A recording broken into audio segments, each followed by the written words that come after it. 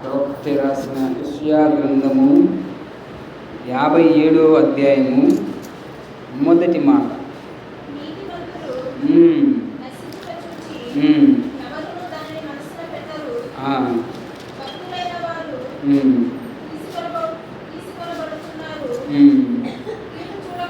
కీడు చూడకుండా నీతిమంతులు కొనిపోబడుచున్నారని. చాలు. ఇక్కడ ఏమంటున్నాడంటే భక్తుడు, నీతిమంతులు నశించుట చూచి ఎవరునూ దానిని మనస్సున పెట్టరు, భక్తులైన వారు తీసుకొని పోబడుచున్నారు. కీడును చూడకుండా నీతిమంతులు కొనిపోబడుచున్నారని ఎవరికి తోచదండి. చూద్దాం దీని యొక్క భావం ఏందో, దీని యొక్క అర్థం ఏందో. చూడండి, మన క్రైస్తవ జీవితం అనేది దేవుని నమ్ముకున్న ప్రజలకి ఏ విధంగా ఉంటుందంటే ఒక ప్రయాణంతో పోల్చారు భక్తులు. అది ఏ ప్రయాణం అంటే ఈ భూమి మీద నుండి మనము పరలోకానికి వెళ్ళే ప్రయాణం అన్నమాట. అందుకోసమే భక్తులందరూ చాలాసార్లు పలు విధాలమైన మాటలను వాడుతూ ఉంటారు. మనం చూడగలిగితే యేసు ప్రభు వారు కూడా ఏమని అంటాడంటే, నేనే మార్గము అయి ఉన్నాను అంటాడు. మార్గం అంటే ఏంటి? దారి, అంతేనా కాదా? ఇక్కడ మార్గము ఎక్కడికి, మన ప్రయాణం ఎక్కడికి అనేది తెలుసుకుందాం ఈరోజు. భక్తులైన వారు చనిపోతున్నారు. చనిపోయి ఎక్కడికి వెళ్తున్నారు? ఎందుకని అంత తొందరగా చనిపోతున్నారు అంటే, అందరికీ తెలియని ఒక విషయం ఉన్నది. ఈ భూమి మీద పుట్టుక నుంచి మరణం వరకు అందరికీ సంభవిస్తూ ఉంటుంది. అది అందరికీ కూడా తెలిసింది. కానీ మరణించిన తర్వాత కూడా ఇంకో పరలోకం అనేది ఉండిద్దని కొంతమంది మాత్రమే తెలుసు. అది మాత్రం అందరికీ తెలియదు. ఎందుకంటే భూమి మీద ఉన్న వాళ్ళందరూ కూడా ఏం ఎరిగి ఉంటారంటే, ఏం తెలుసుకొని ఉంటారంటే, మనము ఒకానొక రోజున చనిపోతాం, అంతే, మన చాప్టర్ అంతటితో క్లోజ్ అయిపోతుంది, మన జీవిత చరిత్ర అంతటితో ముగిసిపోతుంది, మన ప్రయాణము అక్కడితో ఆగిపోతుంది అనుకుంటారు. కానీ వాళ్ళకి తెలియని విషయం ఏంటంటే, అసలైన ప్రయాణము అక్కడే మొదలవుతుందంట. ఎక్కడికి మొదలవుతుంది? పరలోకం అనే రాజ్యానికి మొదలవుతుంది. మీరు చూడగలిగితే బైబిల్ గ్రంథంలో అనేక ప్రయాణాలు కనబడతాయి. ఐగుప్తులో ఇజ్రాయెల్ ప్రజలు ఐగుప్తుని విడిచిపెట్టి కానానుకు వెళ్ళిన ప్రయాణం కనబడతా ఉంటుంది. రూతు గ్రంథంలో చూసుకున్నట్లయితే రూతు నయోమిల ప్రయాణము మోయాబు దేశం నుండి బెత్లెహేముకు ప్రయాణమై పోతూ ఉంటారు. ఇంకా నూతన నిబంధనలో ఎరికో నుంచి యెరూషలేముకు ప్రయాణం కనబడతా ఉంటుంది. ఈ ప్రయాణం ఎక్కడికి? ఈ ప్రయాణం ఎవరి దగ్గరికి అంటే, మనం దేవుడి దగ్గరికి వెళ్ళాలని ఈ మాటలన్నీ తెలియజేస్తూ ఉన్నాయన్నమాట. చూడండి, ఇక్కడ ప్రభువైన యేసుక్రీస్తు వారు ఒక మాట అంటారు. యోహాను సువార్త 13వ అధ్యాయము మొదటి వచనాన్ని చదువుకుందాం. యోహాను సువార్త 13వ అధ్యాయము మొదటి వచనము.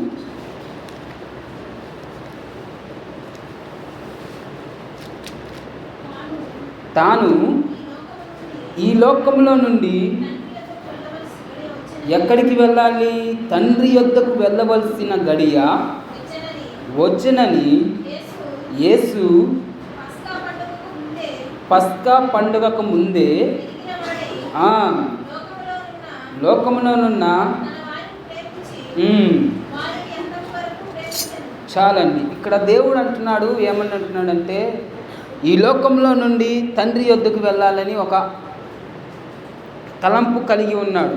అంటే నేను ఎప్పుడైనా దేవుడి దగ్గరికే వెళ్ళాలి, ఇది శాశ్వతం అనేది కాదని యేసు ప్రభు వారు ఎరిగారు. తండ్రి ఎక్కడుంటాడు? పైన ఆకాశంలో ఉంటాడనమాట, పరలోకంలో ఉంటాడు. ఈ రోజున కూడా నీవు దేవుని నమ్ముకున్న నీవు, దేవుని ఆరాధిస్తున్న నీవు, దేవుని స్తుతిస్తున్న నీవు, నీ ప్రయాణం ఎక్కడికి?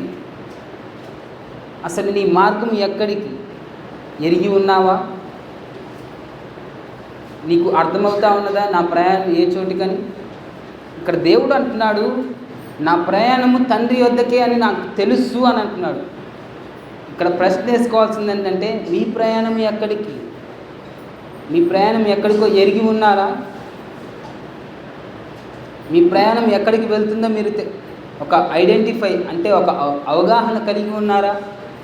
చూడండి, మనం ఏదైనా ప్రాంతానికి వెళ్ళాలి కానీ ఏదైనా ఊరికి వెళ్ళాలంటే ఒక టికెట్ బుక్ చేస్తాం. బస్సుకో ట్రైన్కో వెళ్ళడానికి టికెట్ కొనుక్కుంటాం కదా. ఇక్కడి నుంచి విజయవాడ వెళ్ళాలనుకోండి, ఎట్నుంచి వెళ్తారు? కొంతమంది నిజాంపట్నం నుంచి వెళ్తారు, కొంతమంది అడవులదేవి నుంచి వెళ్తారు. నిజాంపట్నం నుంచే వెళ్ళారనుకో, నిజాంపట్నం నుంచి వెళ్ళి ఎటు వెళ్తారు? చందూరు రూట్లోకి వెళ్తారు. చందూరు రూట్లో నుంచి ఇంకెటు వెళ్తారు? పొన్నూరు రూట్కి వెళ్తారు. అంటే ఈ చందోలు పొన్నూరు అనేది విజయవాడకి మార్గం అన్నమాట. అంటే వాళ్ళకి ప్రయాణం చేసే వాళ్ళకి అర్థమవుతుంది, సరే నేను సరైన ప్రయాణం చేస్తున్నాను, సరైన గమ్యానికే వెళ్తున్నాను అనుకుంటారు. అదే ఇటు రేపల్లి సైడ్ వెళ్తే విజయవాడ వచ్చిద్దా? బందర్ నుంచి విజయవాడ వచ్చిద్దా?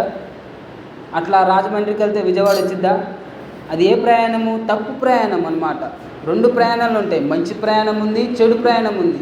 ఇక్కడ ఎటువంటి ప్రయాణంలో నువ్వు ఉన్నావని నువ్వు ఆలోచించుకోవాలి. భక్తుడైన పౌలు అంటాడు, మనం ఈ లోకంలో నివసించే వాళ్ళము, ఈ లోకంలో మనం ఉన్నాము కనుక మనం ఈ లోకంలో ఏమైనామంటే యాత్రికులము అంటాము. యాత్రికులు అనంటే ఏంది? ప్రయాణం చేసే వాళ్ళని అర్థము. ఏమంటున్నాడు పౌలు? ఈ లోకంలో నేను యాత్రికుడను, పరదేశినై ఉన్నాను అని అంటాడు. పరదేశి అంటే ఏంది? మనని కాని దేశంలో మనం నివసించడాన్నే పరదేశి అంటారు. మీరు ఇక్కడి నుంచి వేరే చోటికి వెళ్ళినప్పుడు నీదే ఊర్రా అని అంటారా? అనరా?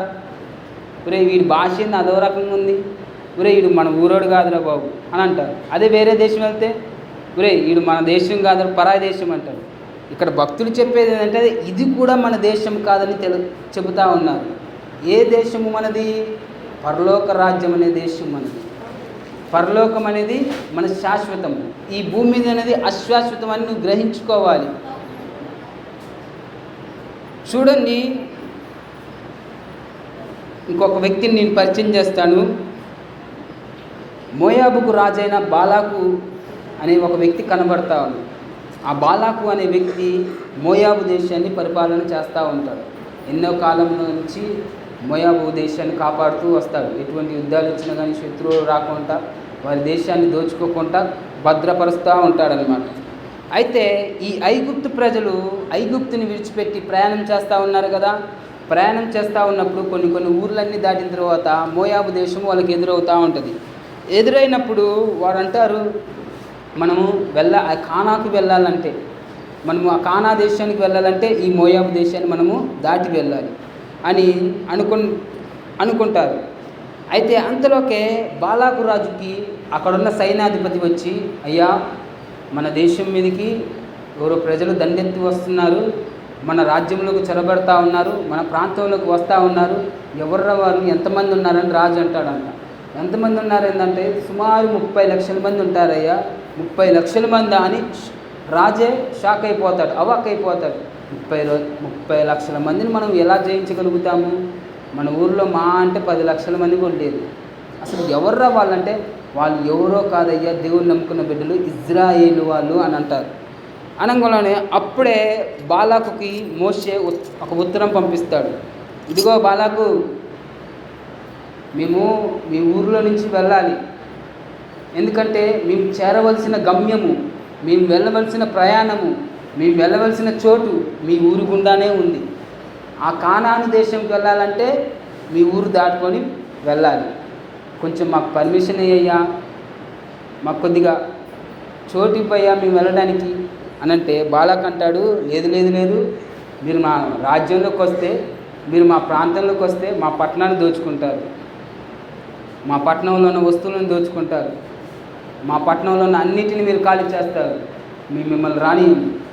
ఒరే బాబు, మోషే అంటాడు అప్పుడు ఒక మాట, మీ రాజ్యంలోకి వచ్చి మిమ్మల్ని దోచుకోవాల్సిన అవసరం మాకు లేదు, మీ రాజ్యంలో నివసించాల్సిన అవసరం మాకు లేదు. మేము నివసించవలసిన చోటు ఎక్కడుందంటే కానాను దేశంలో ఉందని చెప్తాడు. కానాను దేశం దేనికి సాదృశ్యంగా ఉందంటే పరలోక రాజ్యానికి సాదృశ్యంగా ఉంది. కానాను దేశం దేనికి సాదృశ్యంగా ఉన్నదంటే నూతన యెరూషలేముకు సాదృశ్యంగా ఉన్నది. కానాను దేశం దేనికి సాదృశ్యంగా ఉన్నదంటే ఒక నూతనమైన పట్టణానికి సాదృశ్యంగా ఉన్నది. ఇక్కడ మోషే ఏమంటున్నాడంటే ఈ లోకం మాకు శాశ్వతం కాదు, ఈ ఇల్లులు మాకు శాశ్వతం కాదు, మేము ఉంటున్న ప్రదేశం మాకు శాశ్వతం కాదు, మేము చేస్తున్న పని మాకు శాశ్వతం కాదు, ఈ లోకంలో ఉండాల్సిన అవసరం మాకు లేదు. మమ్మల్ని పోనీరా బాబు, కొంచెం దారిరా, డబ్బులు ఇస్తాంరా, నీకు ఎంత కావాలంటే అంత ఇస్తాం, ఏది కొనాలన్నా మేము డబ్బులు పెట్టే కొంటాం. కానీ మేము వెళ్ళవలసిన ప్రదేశం ఎక్కడ? కానాన్ అనే ప్రదేశం. మనం చాలాసార్లు అనుకుంటాం ఇల్లు ఎవరిదమ్మంటే నాదయ్యా, నాది, కష్టపడి కట్టాను. ఎవరిది ఇల్లు? ఈ స్థలం ఎవరిదం? నాదేనయ్యా, నేనే మొన్న కొన్నాను అంటాడు.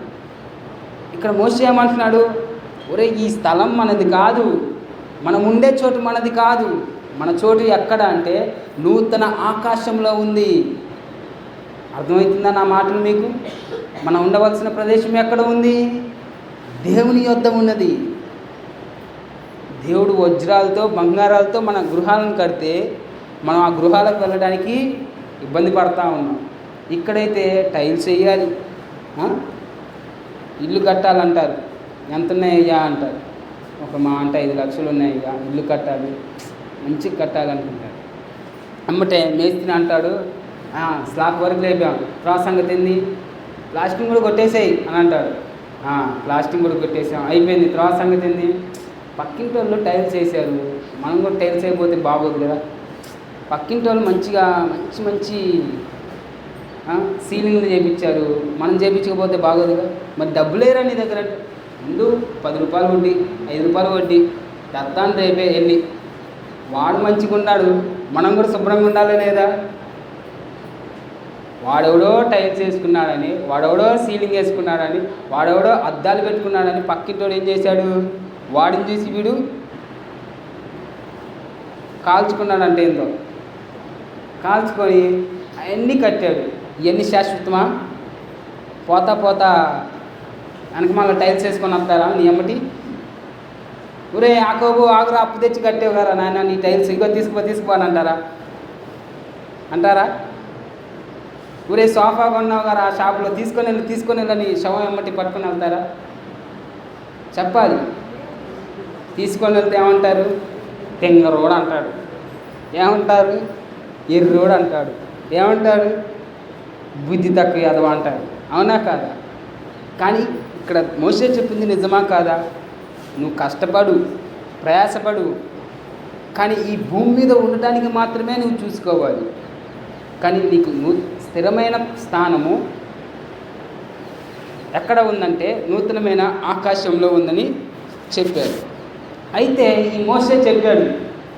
మోషే చెప్పిన తర్వాత రాజు ఒప్పుకోలేదు. బాగా లేదు, మీరు వస్తే కనుక మొత్తం మాయే, మమ్మల్ని అంతా బయటికి గెంటేస్తారు, అసలు మిమ్మల్ని రానివ్వని మోషేకి చెప్పాడంట రాజు.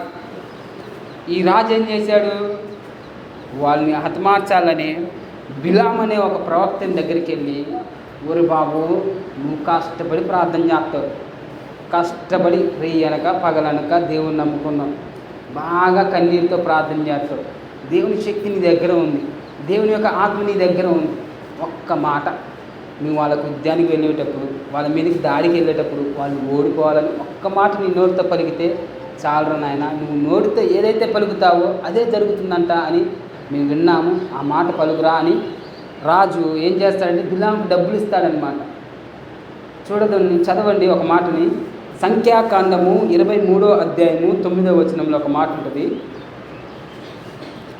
సంఖ్యాకాండము 23వ అధ్యాయము 9.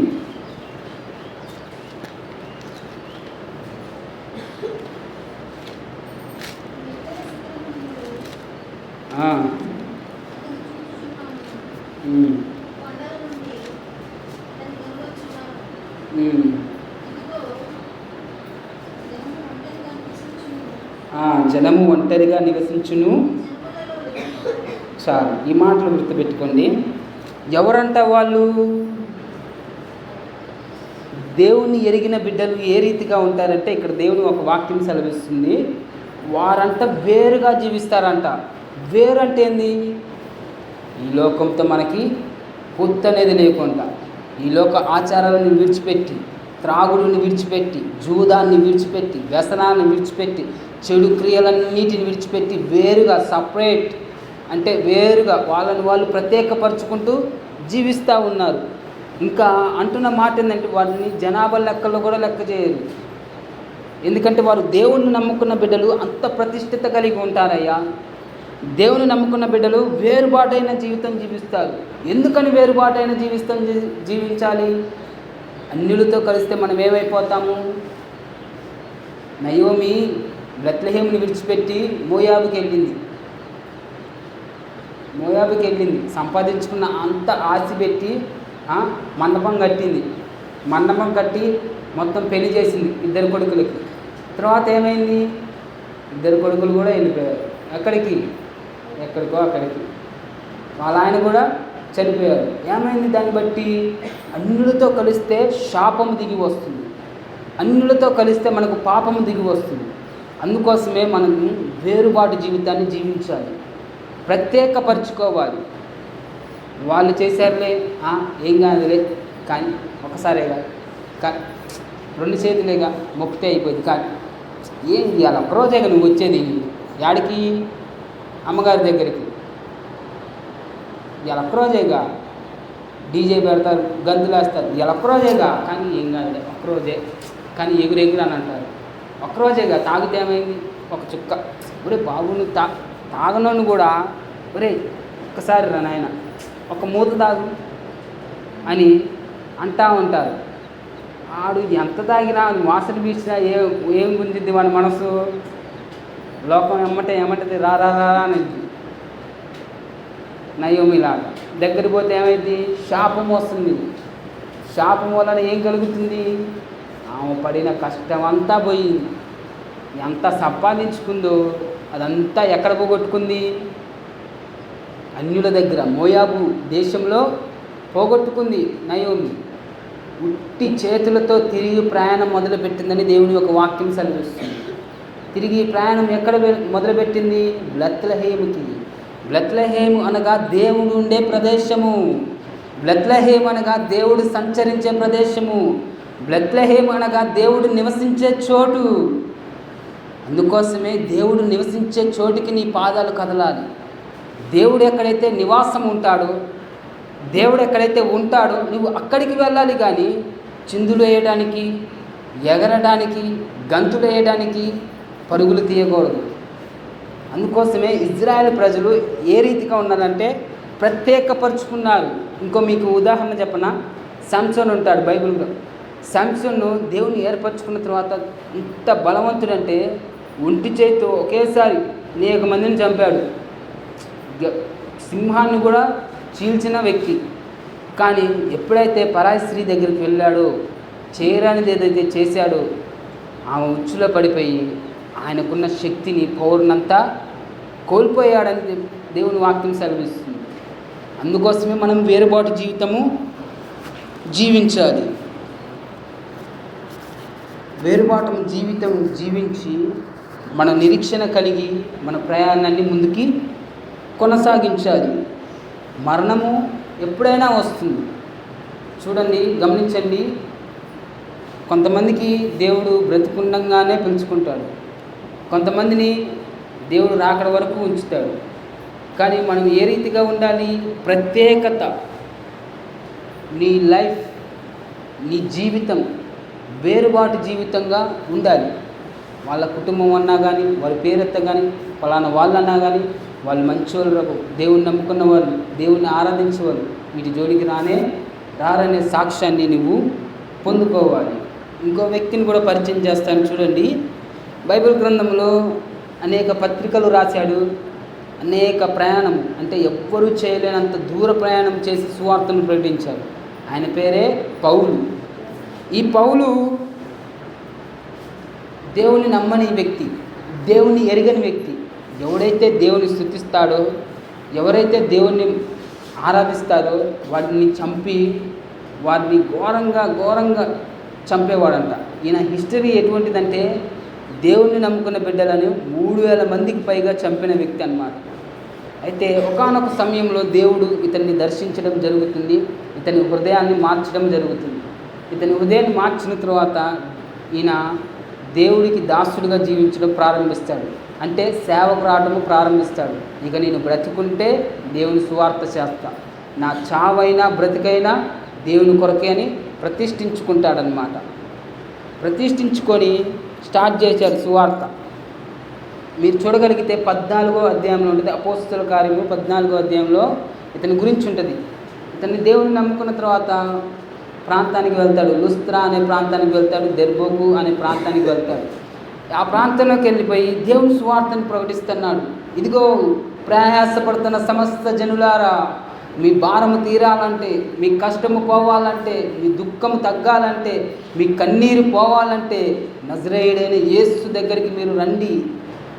ఆయన మిమ్మల్ని పూర్ణ శాంతిగా సమాధానపరుస్తాడు, మీకు నెమ్మదిని కలుగజేస్తాడని అనేక మాటలు చెబుతూ, ఆయన పునరుద్ధానం గురించి చెబుతూ, ఆయన మరణాన్ని గురించి చెబుతూ అనేక మాటలు చెప్తా ఉంటే అక్కడున్న ప్రజలు ఏం చేశారు తెలుసా? చెప్పావులే సువార్త, నువ్వు ఎవరి గురించి? యేసు ప్రభు వారి గురించి చెప్తా ఉంటే ఎన్ని ప్రసంగాలు చేసినా మధ్యలోనే ఆపి ఎల్లగొడుతున్నారంట. ఒకానొక సమయం వచ్చింది, అక్కడ ప్రసంగం చెబుతుంటే అనేక మంది గుంపు కూడి రాళ్ళతో కొట్టారనమాట.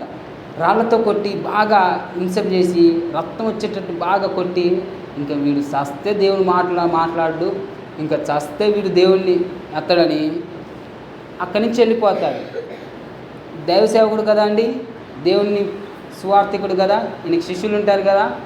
శిష్యులు వచ్చి పక్కన నిలబడి, ఒరే బాబు, మా గురువుగారు ఇప్పటిదే అయిపోయిందిరా, మా గురువుగారు చాప్టర్ అయిపోయింది, ఇంత తొందరగా ముగిసిపోద్ది అనుకోలేదని వాళ్ళు బాధపడుతున్నారంట. వాళ్ళందరూ వెళ్ళిపోయిన తర్వాత అక్కడ పౌలు అంటాడు లేచి, ఒరే వాళ్ళు ఉన్నారా, వెళ్ళిపోయారా? ఏంటి నువ్వు చనిపోలేదా? రాళ్ళతో కొట్టారా నిన్ను, ముఖం మీద గుద్దారా నిన్ను, అయినా సరే బ్రతికే ఉన్నావా? చదవండి 14వ అధ్యాయము 22వ వచనాన్ని, అపోస్తుల కార్యముల గ్రంథము. ఒక చక్కని మాట ఉంటుంది.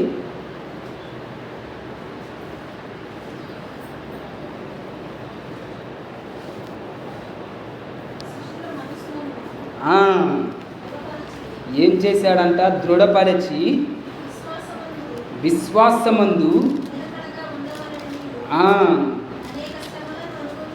అనేక శ్రమలను అనుభవించి మనము దేవుని రాజ్యంలో ప్రవేశింపవలను.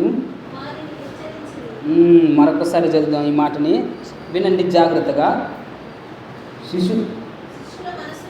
శిశువుల మనసులను దృఢపరచి విశ్వాసమందు నిలకడగా ఉండవలని అనేక శ్రమలను అనుభవించి మనము దేవుని రాజ్యంలో ప్రవేశింపవలననియు. చెప్తాను వినండి. ఇక్కడ పౌలుకు జరిగింది ఏంటిది? శ్రమనే కాదా? కొట్టారు, ఇబ్బంది పెట్టారు, బాధ కలిగించారు, శ్రమ. కానీ ఇక్కడ శిష్యులతో మాట్లాడుతున్న మాటలు ఏంటంటే, నీవు దేవుని రాజ్యంలోకి వెళ్ళాలంటే, దేవుని దగ్గర నివసించాలంటే, దేవుడితో నువ్వు ఉండాలంటే నీవు ఏ రీతిగా వెళ్ళాలంటే శ్రమల గుండా వెళ్ళాలి.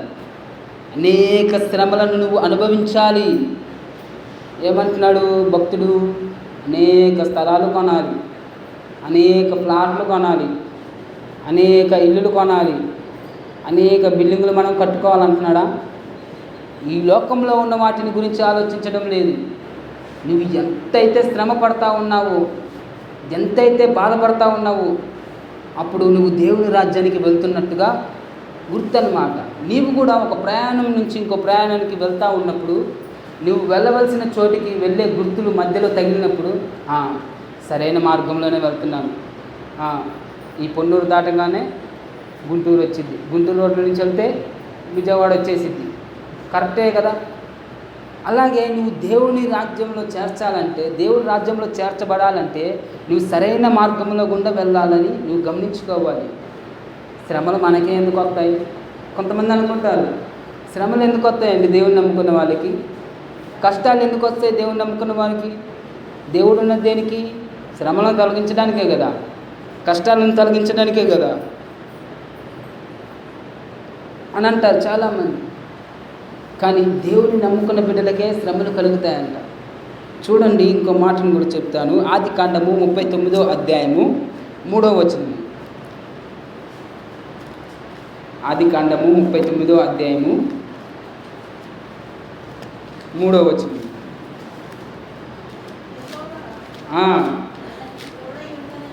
అతనికి తోడై ఉండెననియు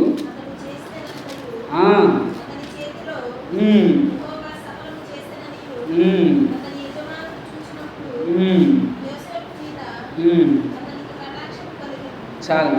ఇక్కడ భక్తుడు ఇక్కడ ఎవరి గురించి చెప్తున్నాడంటే యోసేపుని గురించి చెప్తా ఉన్నాడు. యెహోవా అతనికి తోడై, ఎవరు తోడై ఉన్నాడు? సాక్షాత్తు దేవుడే తోడుగా ఉన్నాడంట. ఎవరికి? యోసేపుకి తోడై ఉన్నాడంట. మీరు గమనించండి, యోసేపు జీవితాన్ని మీరు ఒకసారి పరిశీలన చేయగలిగితే, యోసేపుని 10 మంది అన్నదమ్ములు వెలివేశారు. 10 మంది అన్నదమ్ములు యోసేపుని గెంటేసిన తర్వాత దేవుడు ఎవరి పక్షాన ఉన్నాడు? మంచిగా హ్యాపీగా సుఖంగా ఉన్న 10 మందితోటి ఉన్నాడా, లేకుంటే ఒంటరిగా ఉన్న యోసేపుతో ఉన్నాడా?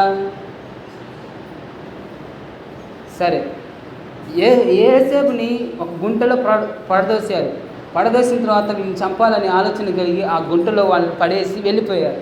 వెళ్ళిపోయిన తర్వాత వెళ్ళిపోయిన వారితో దేవుడు తోడై ఉన్నాడా? గుంటలో ఉన్న వారితో తోడై ఉన్నాడా? గుంటలో ఉన్న యోసేపుతో తోడై ఉన్నాడు. ఇంకా చదవండి, అదే 39వ అధ్యాయము 20-21 వచనంలో ఉంటుంది.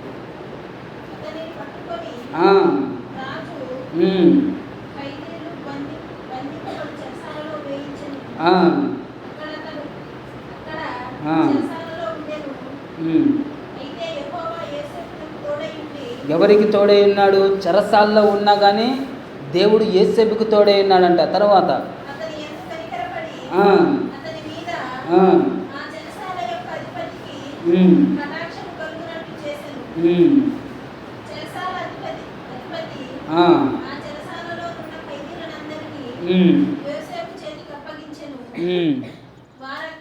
వారక్కడ చాలండి. ఇక్కడ దేవుడు చెబుతున్న మాట ఏంటంటే, దేవుని నమ్ముకున్న బిడ్డలకి శ్రమలు వస్తాయి. ఎందుకని దేవుడు శ్రమలు కలుగజేస్తాడంటే, నీవు శ్రమల గుండాన వెళ్తే, కష్టాల గుండాన వెళ్తే దేవుని రాజ్యంలోకి చేర్చబడతామని భక్తుడైన పౌలు చెప్పాడనమాట. ఇక్కడ యోసేపును కూడా అన్నలు వెలివేశారు, కుటుంబంలో నుంచి తృణీకరించేశాడు. ఓరు బాబు, నువ్వేంట్రా నాయన, మాకన్నే డాడీకి ఇష్టమైపోతున్నావు, తండ్రికి ఇష్టమైపోతున్నావు, మా మీద పితరులు చెబుతున్నావు, మా మీద చెడు మాటలు చెబుతున్నావు, నీ సంగతి తిట్టుందా అని ఏం చేశారు? ఓడైనా పక్కన గురించి చెప్పగానే వీడికి ఏమైంది? వీడు నా గురించి చెప్తాడా, ఎమ్మటే స్కెచ్ చేస్తాడనమాట రేపు. అవునా కాదా?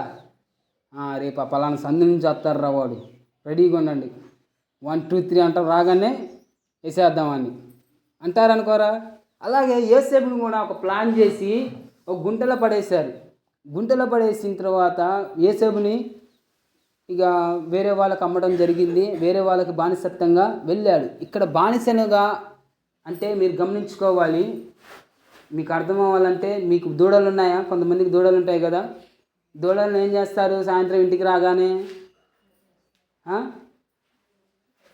ఏం చేస్తారు? కట్టేస్తారు. అవునా కాదా?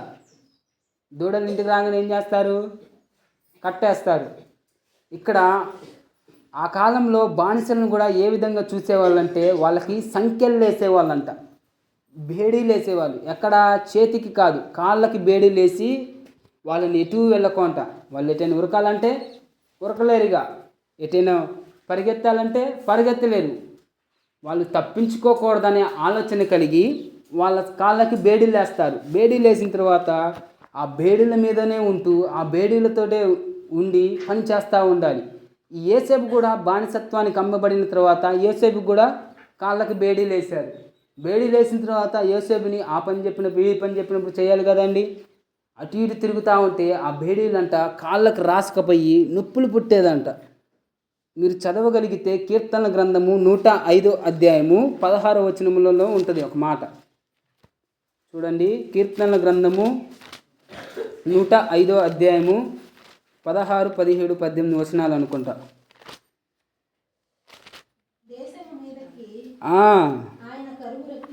దేశము మీదకి ఆయన కరువు రప్పించెను.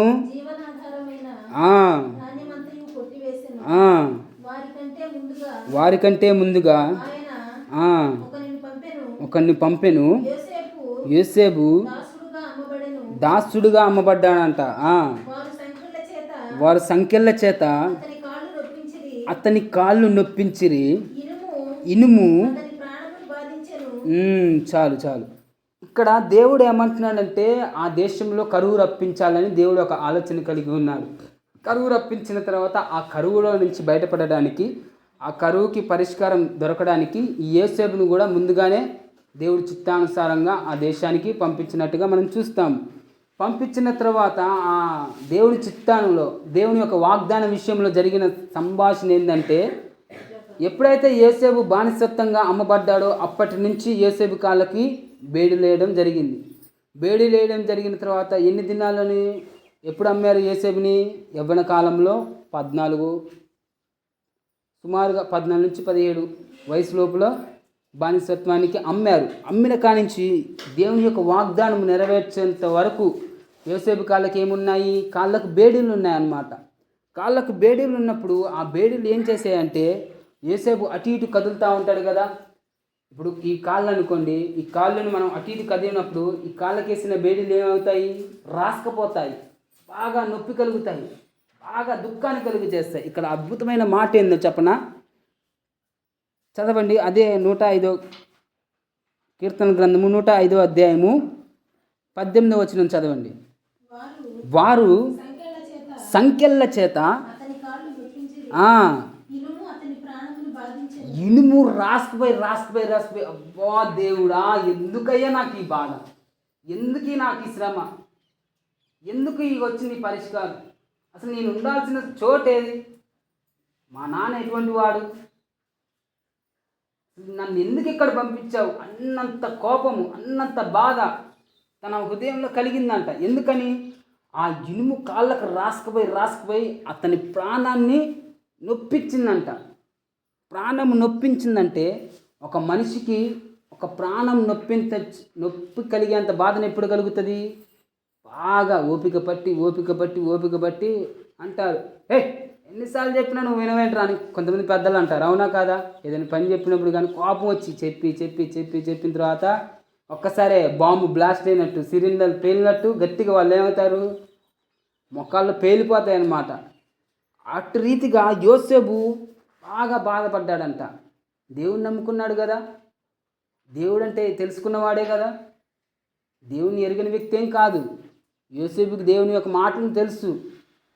దేవుని యొక్క మాటలు తెలుసు కాబట్టి యోసేపు గ్రహించిన మాట ఏంటంటే, దేవుని నమ్ముకున్న బిడ్డలకి శ్రమలు వస్తాయి, బాధలు ఉంటాయి, కష్టాలు ఉంటాయి. ఎప్పటి వరకు? దేవుడు బ్లెస్ చేసే వరకు, దేవుడు ఆశీర్వదించేంత వరకు, దేవుడు తన ఒక వాగ్దానాన్ని నెరవేర్చే వరకు ఈ శ్రమలు అనేవి మనకు ఉంటాయని యోసేపు ఎరిగాడనమాట. చూడండి, చాలామంది కూడా ఈ శ్రమలు మనకి ఎందుకు వచ్చాయో బాబు అని ఆశ్చర్యపోతారు. ఇంకో మాటను చదవండి. పేతురు రాసిన మొదటి పత్రిక 4వ అధ్యాయము 12వ వచనంలో ఒక మాట ఉంటుంది. త్వరగా చదువుదాం.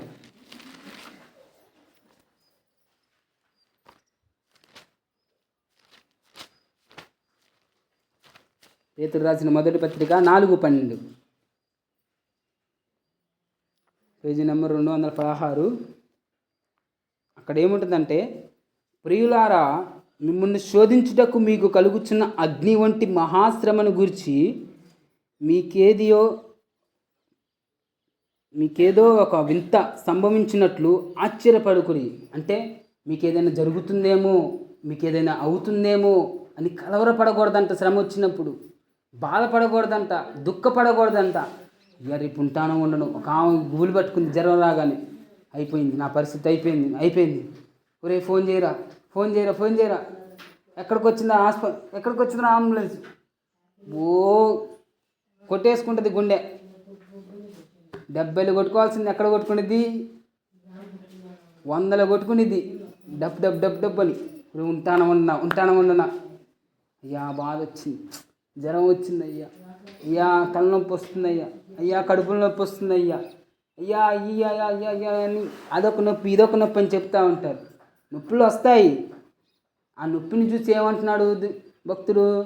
ఆశ్చర్యపడమాకండి, అంటే కలవరపడమాకండి, భయపడమాకండి. వాటిని గురించి మీరు ఎప్పుడు కూడా భయపడకూడదని సెలవిస్తున్నాడు. ఏ దేవుని వెంబడించిన శిష్యులు, దేవుని పక్కన తిరిగిన శిష్యులని చంపలేదా? రంపాలతో కొయ్యలేదా? కాలుతున్న గుండంలోకి పడివేసి చంపలేదా? ఆకలితో ఉన్న సింహాలను ఎదుటికి ఆహారంగా విసరలేదా? ఎందుకని వాళ్ళు శ్రమ అనుభవించారు? దేవుని రాజ్యంలో చేర్చబడాలని, దేవుని రాజ్యంలో ఉండాలని, దేవుడితో నివసించాలని వాళ్ళు శ్రమ పడ్డారు, బాధపడ్డారు, నిందలు అనుభవించారు. ఎన్ని కొట్టినా, ఎన్ని తట్టినా, ఏది చేసినా వాళ్ళు భరించుకుంటూ వచ్చారు. దేనికోసము భరించుకుంటూ వచ్చారు? ప్రభువు రాకడలో ఎత్తబడాలని ఒక నిరీక్షణ కలిగి, దేవునితో ఉండాలని ఒక నిరీక్షణ కలిగి, దేవునితో నివసించాలని ఒక తలంపు కలిగి, నేను దేవుని దగ్గరే ఉండాలని ఒక ఆలోచన కలిగి వారు శ్రమలను అనుభవించారన్నమాట. చూడండి, శ్రమలు లేని వారు ఎక్కడికి వెళ్తారో చెప్పనా? బైబిల్ గ్రంథంలో ఇద్దరు వ్యక్తులను మీకు పరిచయం చేసి ముగిస్తాను నా మాటలని. ఎక్కడికి వెళ్తారంటే, బైబిల్ గ్రంథంలో డబ్బున్న వ్యక్తి కనబడతా ఉంటాడు, బాగా ధనవంతుడు. ఆయన పేరే ధనవంతుడు. బాగా సిరి సంపదలు గట్టిగా ఉండి, డబ్బులు బాగా ఉండి, ఎప్పుడు కూడా ఫుల్ ఎంజాయ్ అన్నమాట. ఎంజాయ్ ఎంజాయ్ ఎంజాయ్గా ఉంటున్నాడు. ఉండవలసిన అన్నీ ఉన్నాయి, కొదువేమీ లేదు ఆయనకి. అన్నీ సంపాదించుకున్నాడు, హాయిగా ఉన్నాడు. ఇంకో వ్యక్తి కూడా ఉంటాడు, డబ్బులు లేకుండా, తినడానికి తిండి లేకుండా, ఉండటానికి ఇల్లు లేకుండా ఉంటాడు. ఆ వ్యక్తి పేరు ఎవరు? లాజరు. ఆ వ్యక్తి అంటాడు, ఎలా లాజరు, ప్రార్థన చేసుకోవట్లేదా? దేవుణ్ణి నమ్ముకున్నావు కదా, దేవుణ్ణి నమ్ముకున్నావుగా, ప్రార్థన చేయట్లేదా? ఎందుకని ఇల్లు రావట్లేదు? ఎందుకని ఇల్లు కట్టుకోలేకపోతున్నావు? సుంకరి పరిసేయుడు ప్రార్థన ఏ విధంగా ఉంటుంది?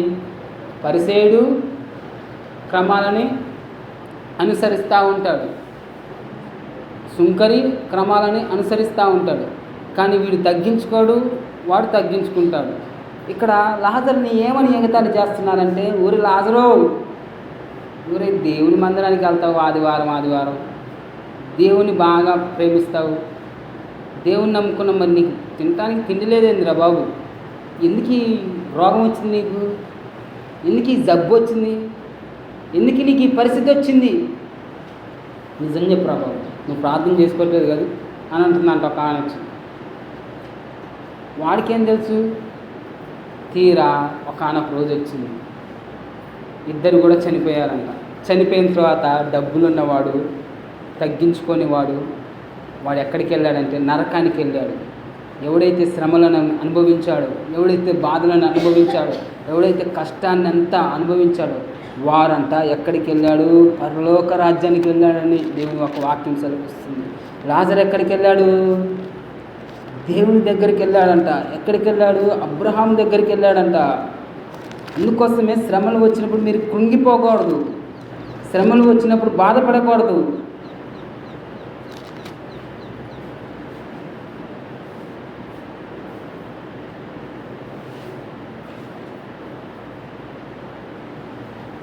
అందుకని శ్రమల విషయాల్లో మీరు ఎప్పుడు కూడా కలవరపడకూడదని నేను సెలవిస్తాను. కలవరపడకూడదు.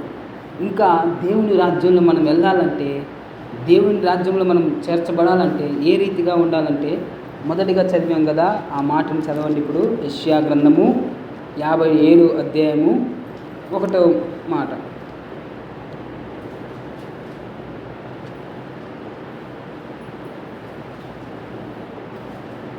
యెషయా గ్రంథము 57 అధ్యాయము 1వ వచనము. నీతిమంతులు నశించు చూచి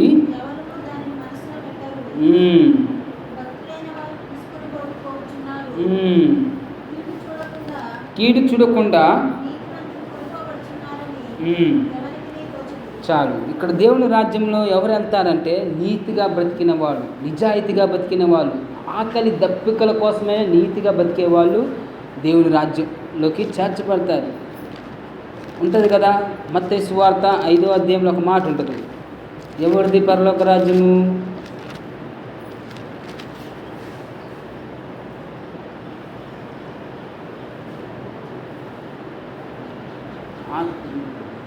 సరే వదిలేసి, ఎవరైతే నీతిగా జీవిస్తారో, ఎవరైతే యథార్థంగా జీవిస్తారో, ఎవరైతే నమ్మకంగా జీవిస్తారో ప్రభు కోసము ఆయన సాక్షిగా ఎవరైతే నిలబడతారో వారికి దేవుని యొక్క రాజ్యాన్ని అనుగ్రహిస్తాడనమాట. చూడండి, చివరి ఒక మాటను చదివి ముగించుకుందాం. మత్తయి సువార్త 23వ అధ్యాయము 35వ వచనాన్ని చదవండి. మత్తయి సువార్త 23వ అధ్యాయము 35వ వచనం. నీతిమంతుడైన హేబేలు ఆయన రక్తము మొదలుకొని బలిపీఠమునకును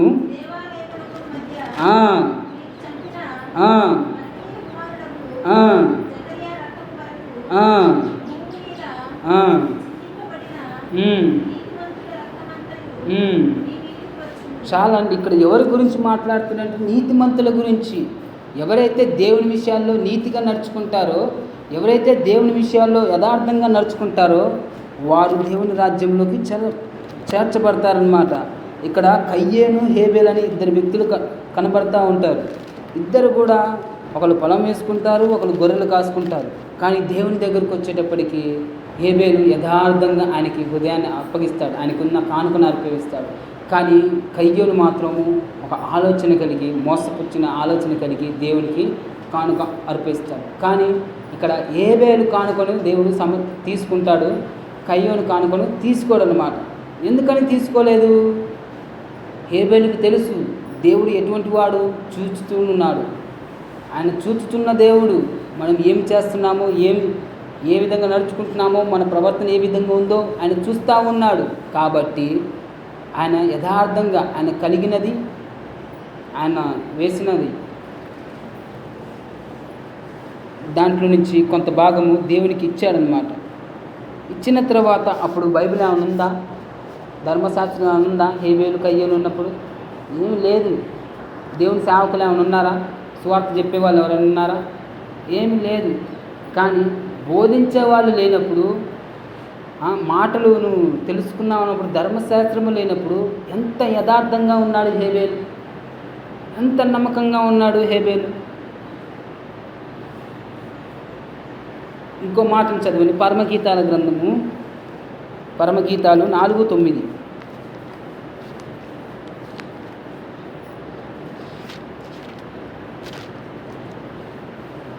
పరమగీతములు 4వ అధ్యాయము 9వ వచనము. నా సహోదరి, పేజీ నంబర్ 565.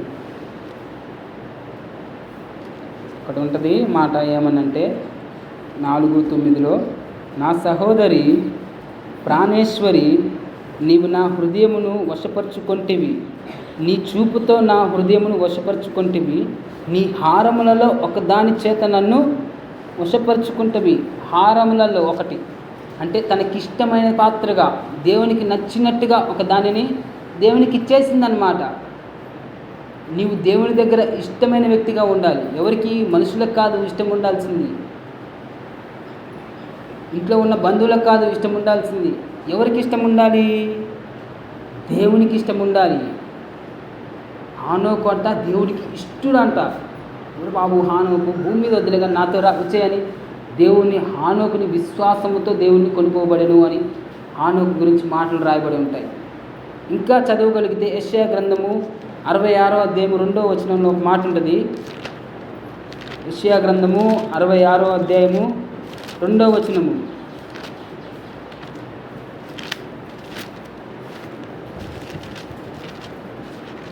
చివరి మాటలు చెప్పి ముగించుకున్నాం. హస్తకృత్యములు